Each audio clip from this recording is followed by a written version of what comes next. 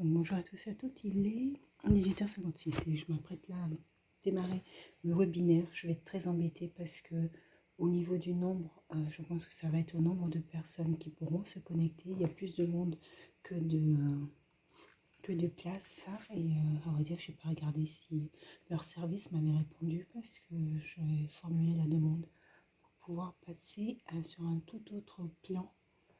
Et voilà, pour pouvoir au mieux répondre. Finalement à la demande, mais il y a la demande sur ce sujet-là. En tout cas, c'est un sujet qui intéresse.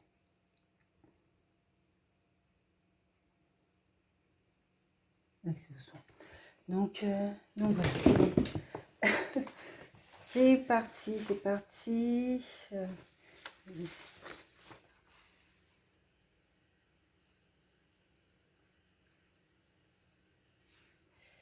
L'accord national interprofessionnel.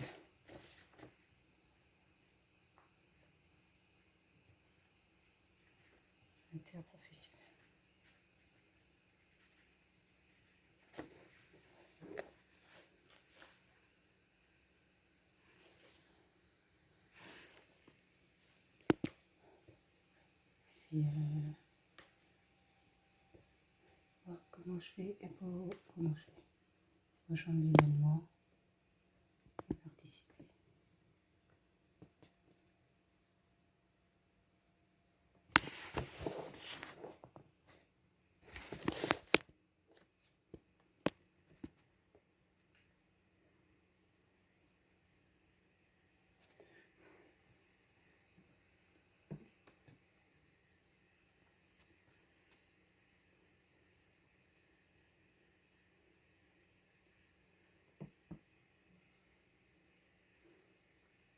Il faut que je fasse attention au timing, au temps. Et donc voilà.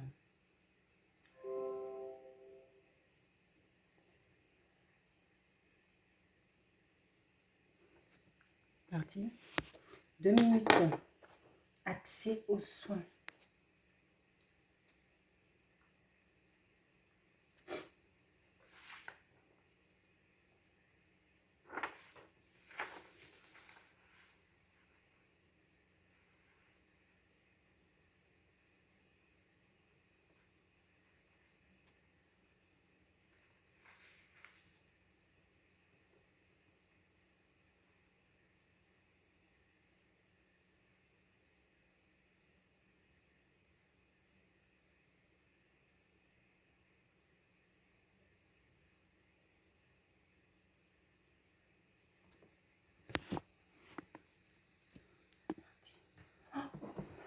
Oh là là. Dis donc. C'est toujours un peu C'était un peu oppressant avant de commencer de lancer les vidéos comme ça. Un webinaire. Allez, c'est parti.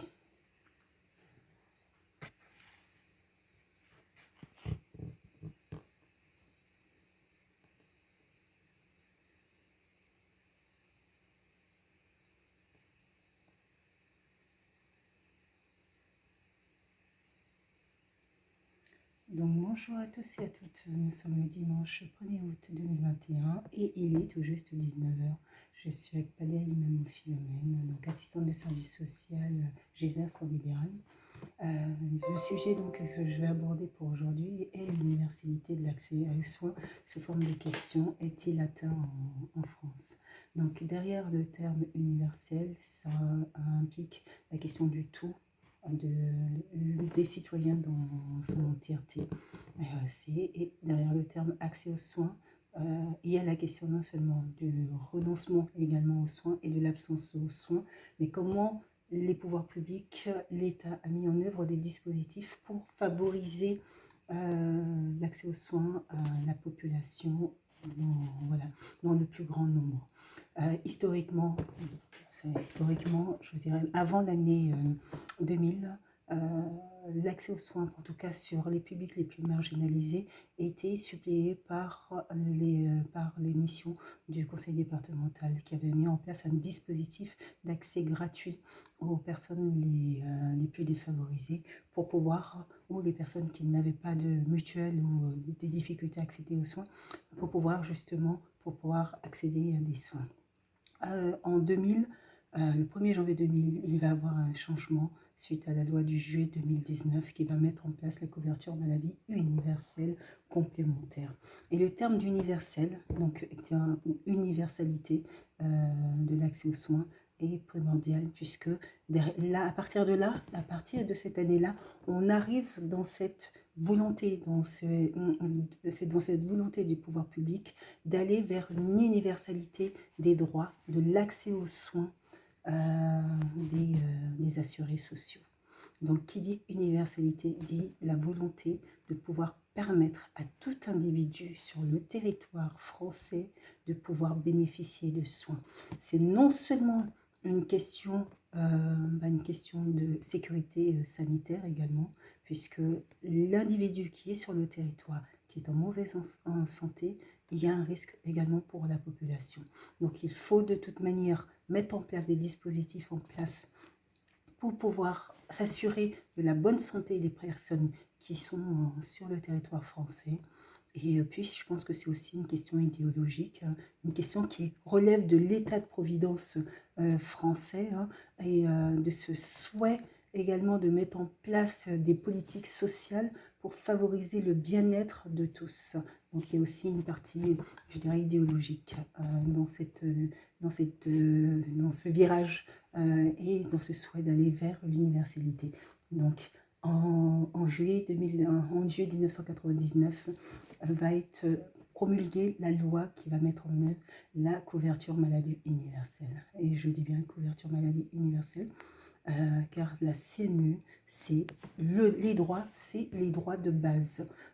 C'est l'assurance maladie obligatoire, finalement, pour ceux qui ne répondent pas aux critères d'accès. C'est reconnaître déjà dans un premier temps que tout individu a le droit à pouvoir bénéficier, s'il répond à certains critères, de pouvoir accéder à un remboursement de l'assurance maladie. Et ce remboursement correspond à peu près à ce qu'on appelle le tarif de responsabilité. Lorsque l'assuré social se rend chez le médecin, il paye actuellement 25 € s'il n'y a pas de dépassement d'honoraires appliqué.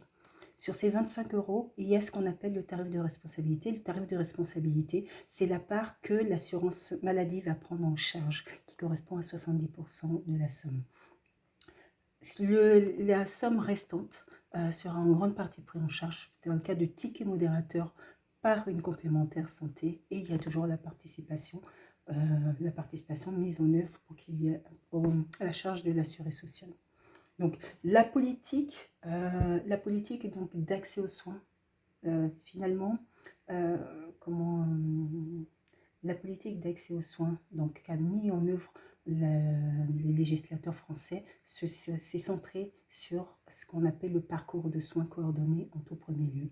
Le parcours de soins coordonnés au niveau de l'assurance maladie, c'est de mettre au cœur du dispositif de soins de l'assuré social un médecin traitant, médecin pivot, pour pouvoir l'accompagner dans sa démarche de soins.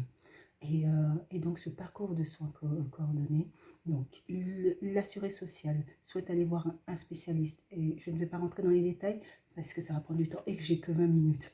Mais l'idée, c'est qu'il passe par son médecin traitant qui l'oriente vers un médecin spécialiste, ce qui n'est pas obligatoire pour tous les médecins. Voilà. Mais le parcours de soins coordonnés, c'est l'idée. Et donc, il faut déclarer un médecin traitant à partir de l'âge de 16 ans à l'assurance maladie pour pouvoir intégrer ce parcours de soins coordonnés. Sinon, le restant à charge au titre des tickets modérateurs et pour l'assuré social est plus important. Donc ça, c'est d'une part, il y a en matière de dispositifs, les politiques sociales, les législateurs ont mis en œuvre des politiques sur les dispositifs pour favoriser l'accès aux soins, mais vous allez comprendre qu'en fait, l'enjeu est particulièrement structurel, et c'est plutôt sur les structures même qui sont mises en œuvre, que ça fait la différence et qui va me permettre après de répondre à la question et au sujet donc évoqué. CMU, en 1er janvier 2020. En 2000, si je ne me trompe pas, 2016.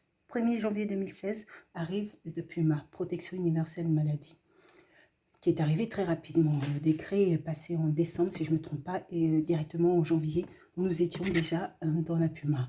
La PUMA, c'est de considérer qu'une personne sur le territoire qui peut justifier d'heure travaillée ou d'une présence stable de 3 mois sur le territoire français en situation régulière, c'est-à-dire qu'il y a un titre de séjour, peut bénéficier de l'assurance maladie obligatoire, de cette protection, de ce remboursement du tarif de responsabilité. Là aussi, c'est une avancée en 2016 et c'est une avancée formidable, notamment sur les droits, je pense, en direction des femmes et le fait de pouvoir faire bénéficier à tout individu d'avoir son propre numéro de sécurité sociale, ses propres droits, juste en justifiant de 3 mois de résidence sur le territoire français. Voilà, ça a été aussi une avancée. Il y a la CMU-C. Il faut distinguer ce qu'on appelle la CMU et la CMU-C. La CMU, c'est le tarif de responsabilité. D'accord? La CMU-C, c'est la part complémentaire, c'est la part ticket modérateur. Et donc, à un moment donné, les politiques publiques vont mettre en place la CMU-C pour justement les personnes qui ne peuvent pas payer cette part ticket modérateur, donc qui ne peuvent pas souscrire à une assurance complémentaire, à une assurance santé complémentaire. Et donc la CMU-C va être mise en œuvre, de même que le dispositif d'aide à la complémentaire santé.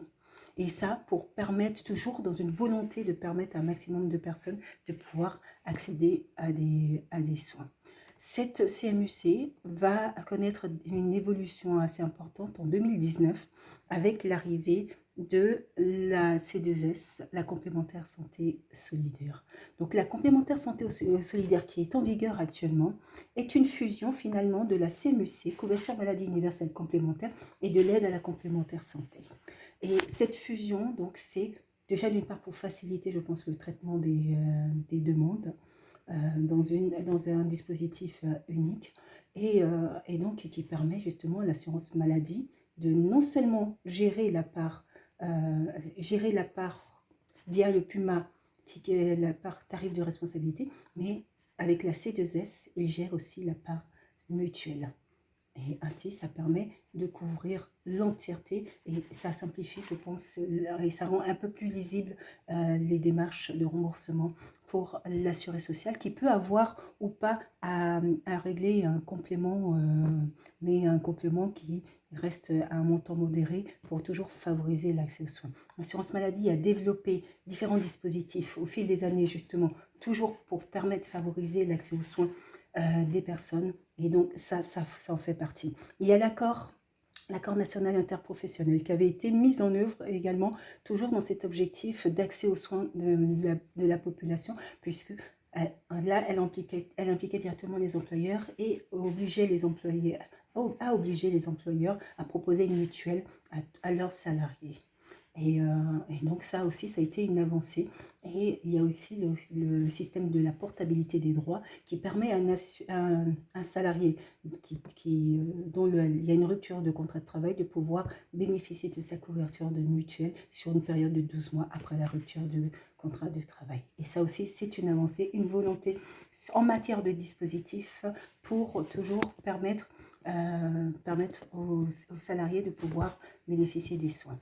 Il y a les mutuelles qui ont mis en place aussi des dispositifs mutuelles solidaires pour justement permettre aux assurés sociaux de pouvoir accéder à des mutuelles, à pouvoir accéder à des soins.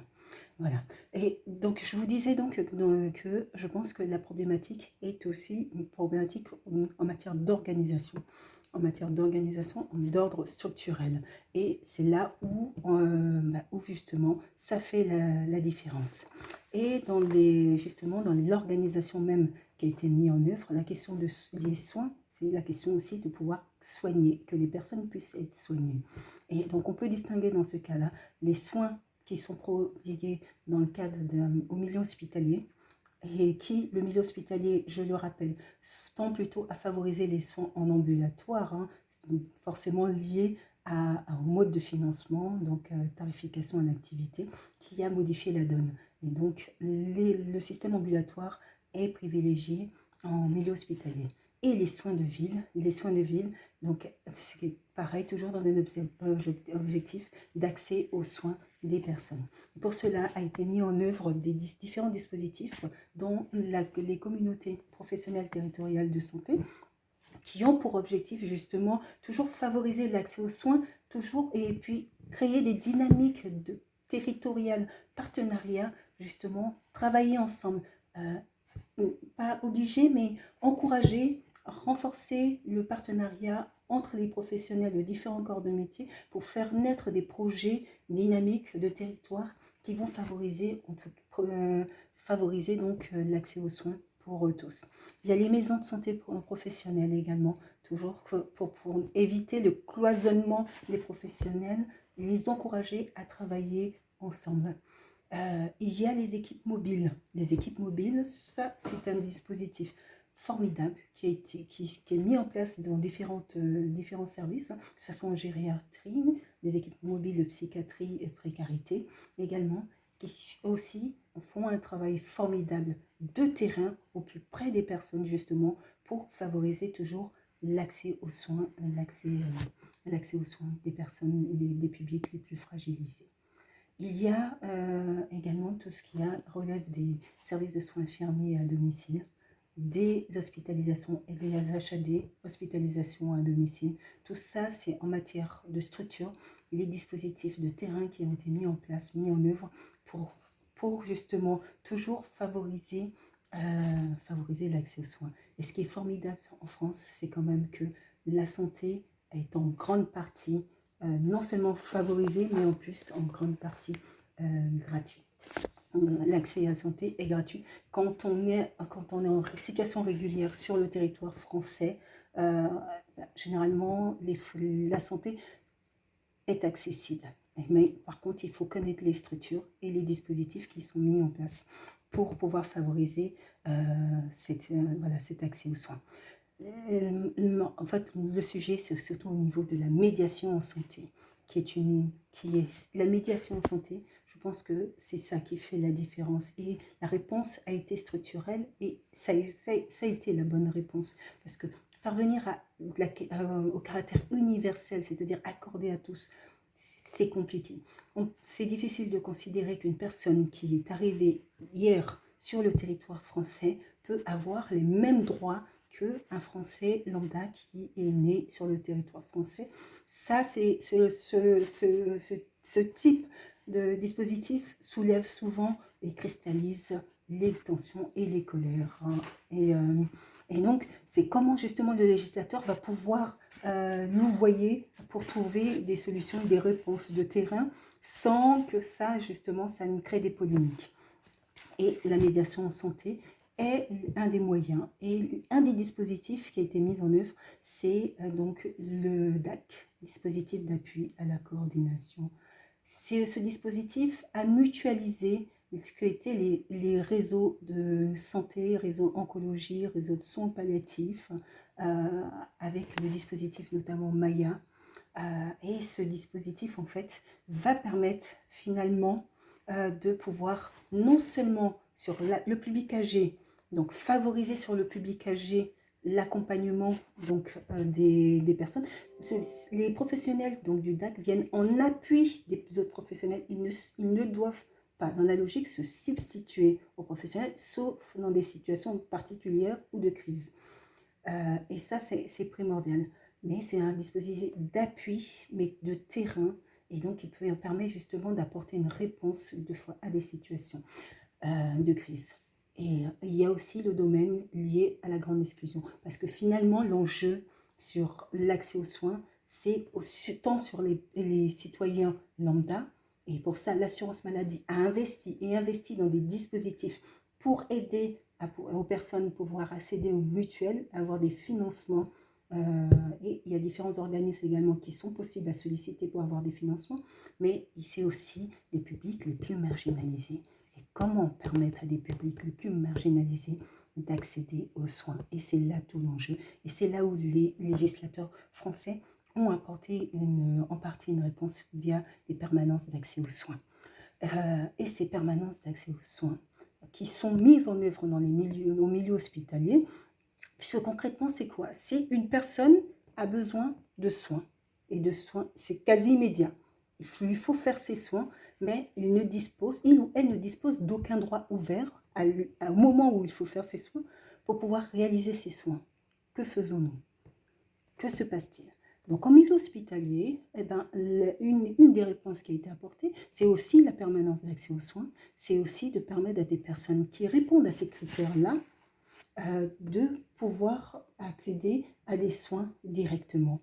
Voilà, on les reconnaît dans cette situation assez complexe et on leur permet d'accéder à une pharmacie directement au milieu hospitalier pour pouvoir prendre leurs médicaments. On leur permet d'aller voir le médecin sans avoir à payer directement. Donc il y a une permanence d'accès aux soins assurée par des assistants de service social. L'assuré social, le patient vient et part avec une fiche qui indique qu'il intègre le pass, ce qui lui permet soit d'aller récupérer des médicaments, soit de rencontrer un médecin, soit de pouvoir faire un examen médical, mais il est pris en charge. Sur le DAC, le dispositif d'appui à la coordination, il y a aussi la passe ambulatoire. Et la passe ambulatoire, c'est de permettre à des personnes les plus marginalisées qui, pareil, n'ont pas d'accès aux droits, qui sont en situation où ils ne sont pas taxés, et même des personnes qui viennent d'arriver, qui sont arrivées hier sur le territoire français, il y a une nécessité d'avoir des soins urgents ou d'avoir un traitement urgent. Et bien, dans ce cas-là, si les soins sont d'urgence, s'il n'y a pas de droit ouvert, et dans l'attente que les dossiers soient réalisés, soient envoyés, et ben, ils bénéficient du pass ambulatoire. Et le pass ambulatoire, c'est qu'on lui reconnaît cet accès au dispositif. Et donc, le DAC met en place des partenariats avec des structures, que ce soit une pharmacie, les centres municipaux de santé, les laboratoires également, et qui vont permettre, avec cette admission au pass ambulatoire, à l'assuré social, de se rendre donc à la pharmacie pour prendre son médicament. Il n'a rien à payer parce qu'il y a une convention signée avec la pharmacie et de fait, la facture est envoyée au DAC. Et donc, l'assuré peut bénéficier de ses soins au moment où il en a besoin et le temps de l'ouverture ou de la clarification de sa situation. La France a donc permis, là en l'occurrence, que tous puissions accéder à des soins. Pour conclure, l'universalité de l'accès aux soins est-il atteint en France avec ce dispositif? Donc, je peux répondre avec ce dispositif, oui. Aujourd'hui, en tout cas, l'accès aux soins est possible pour tous et tous les individus. C'est donc une formidable avancée. Je vous souhaite de passer un très bon dimanche et à bientôt.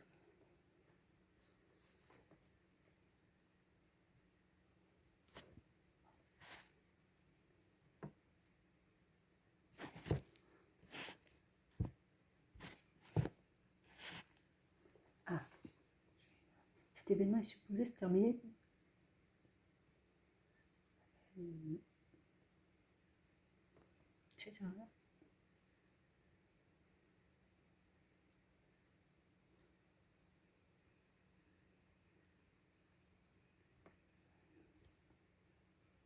Voilà, donc il est terminé.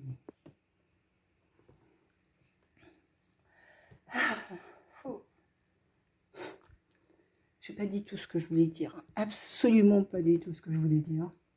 Je pense avoir dit le plus gros. Mais en fait, c'est un sujet énorme, l'accès aux soins, qui nécessite finalement qui nécessiterait de faire deux webinaires.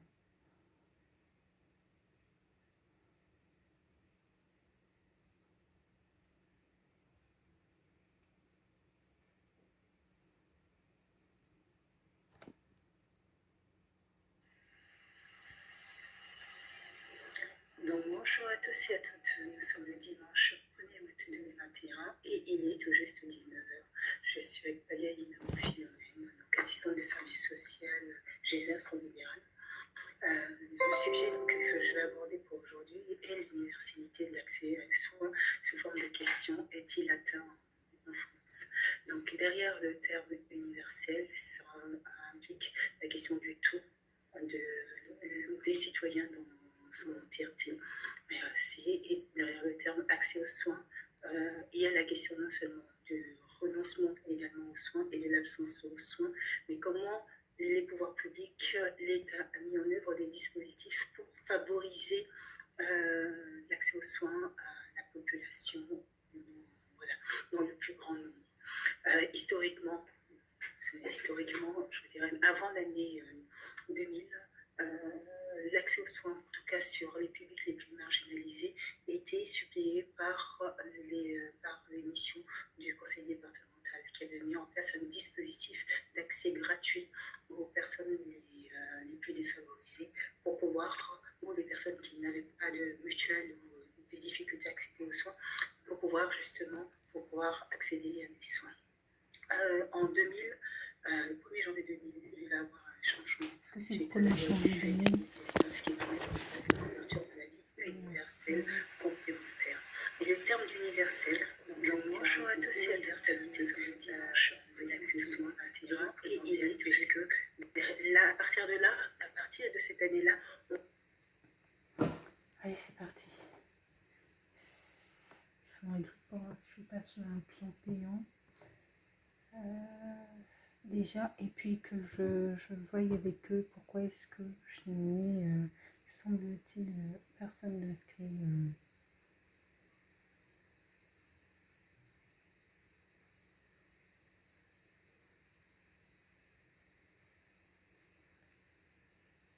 Semble-t-il, personne d'inscrit.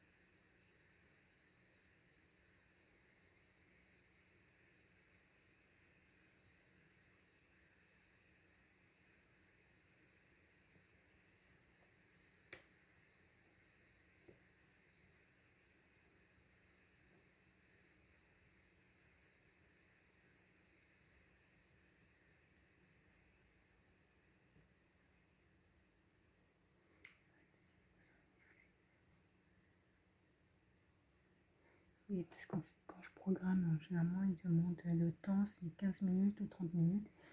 15 minutes non, mais 30 minutes. Sur le plan gratuit, il n'y a pas de 30 minutes. Donc là, je peux monter le webinaire. Je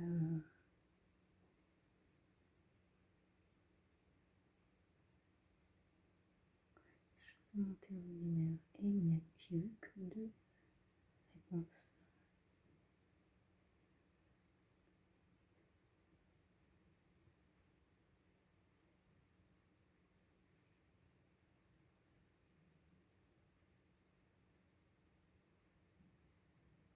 C'est un sujet qui a beaucoup intéressé les personnes.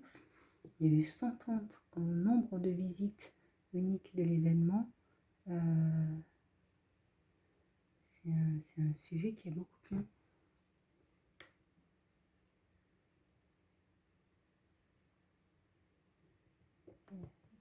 Je vais monter la vidéo.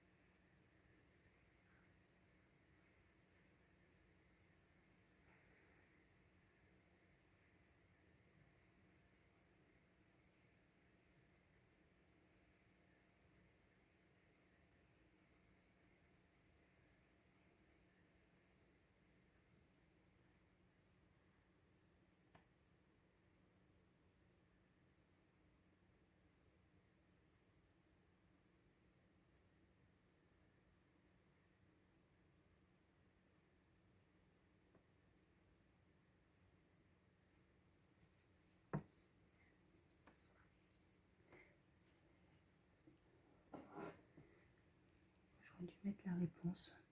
Je pourrais modifier après, mais la réponse, ça m'a au sujet, je pourrais la mettre dans le. Si, je pense que ils y sont bien arrivés.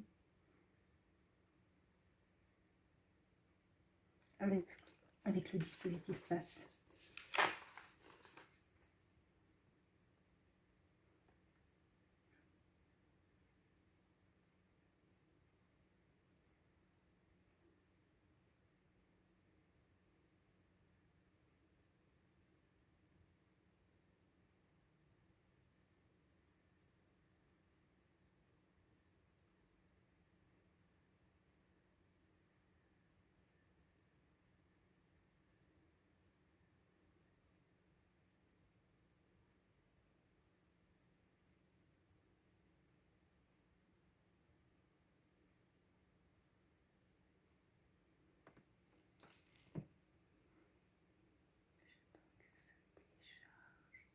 Je vais voir YouTube et je vais le mettre également sur le chat.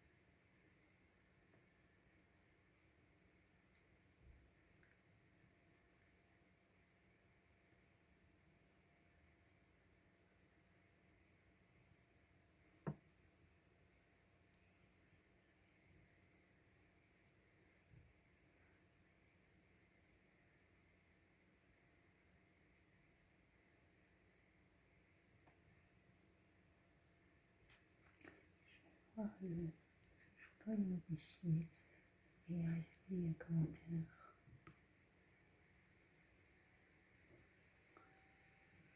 Ça c'est modifier le post. Voilà. Je vais ajouter un commentaire.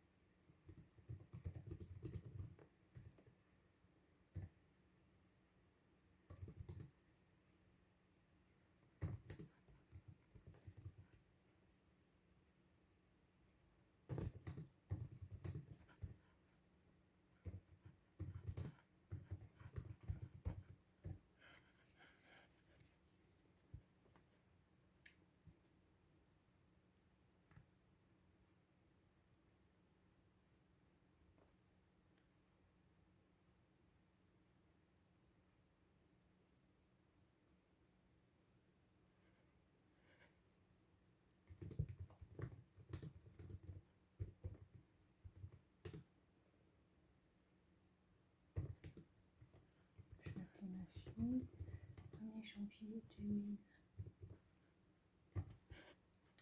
Le 1er janvier 2000.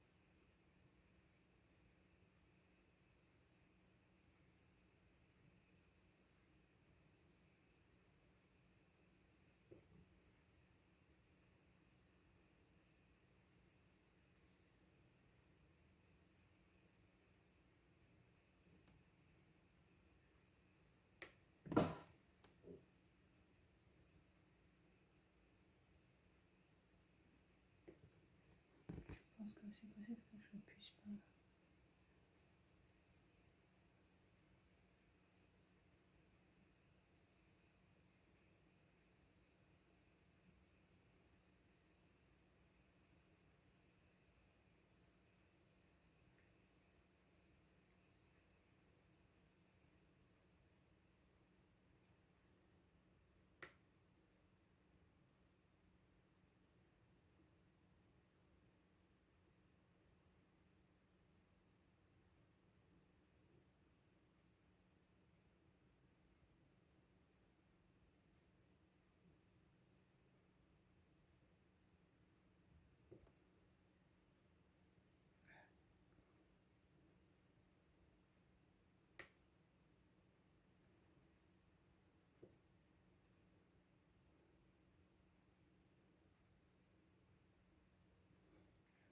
Je peux le partager dans un...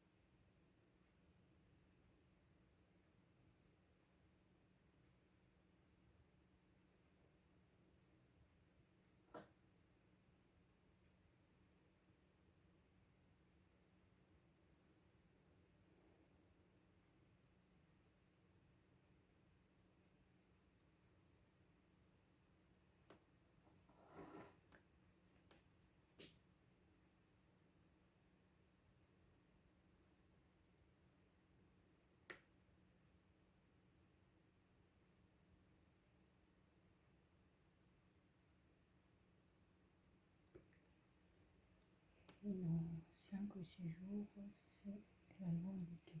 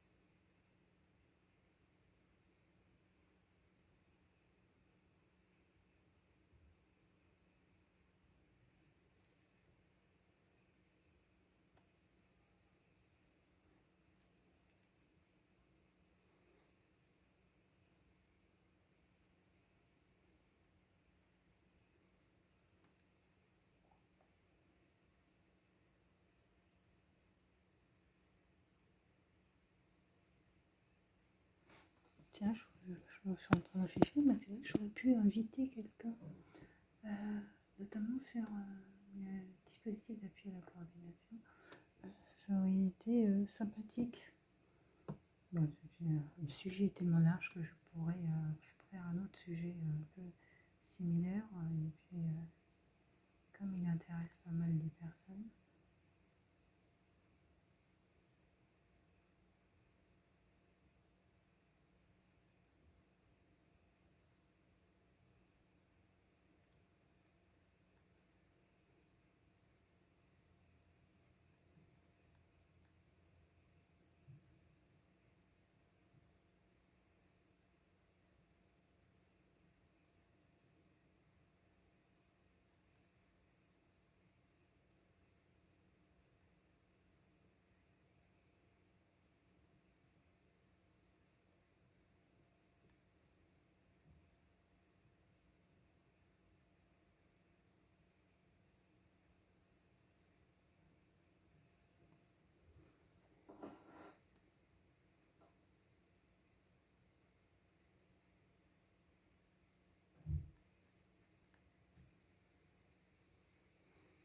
Donc là, il me reste, je ne sais même pas qu'il me reste, j'ai prévu un webinaire pour la semaine prochaine,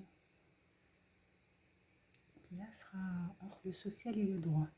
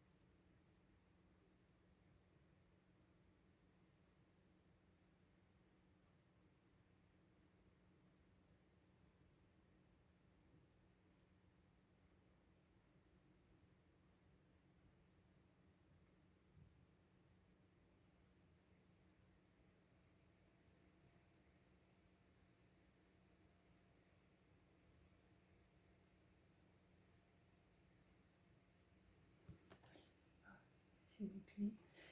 Est-ce que je fais le ménage? Je vais faire du ménage. Parce qu'après, j'ai du travail à faire. Je vais écouter le journal, faire un petit peu de ménage. Et puis, après,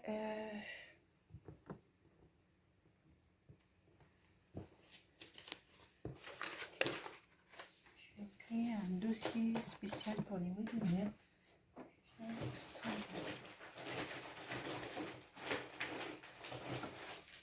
Un classeur pour les webinaires.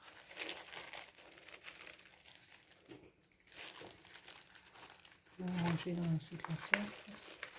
Et je vais mettre ici. Ça, c'est le classeur pour les établissements de santé. Je vais mettre là derrière.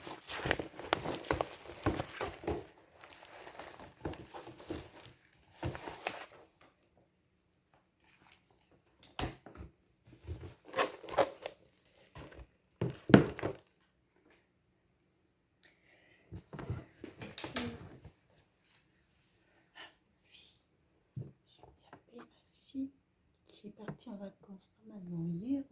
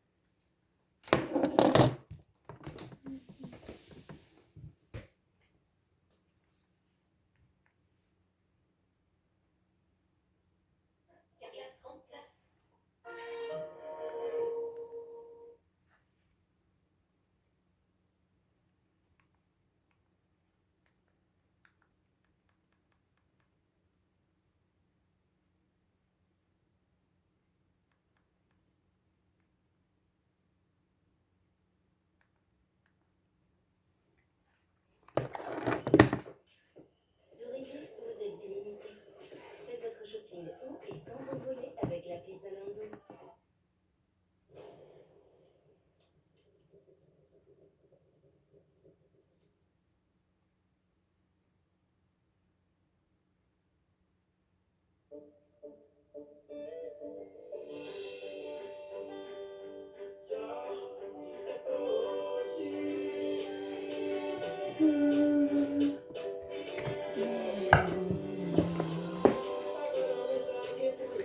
Faire un petit peu de ménage. Et je vais aussi me préparer pour demain.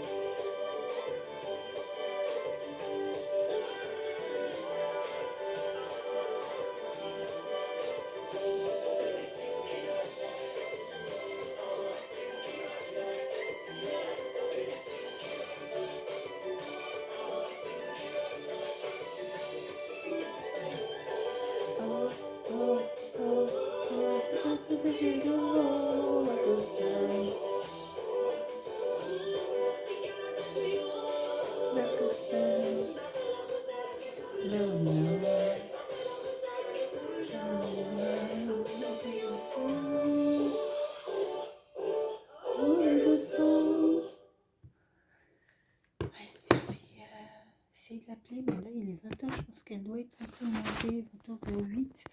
Je vais quand même essayer de l'appeler.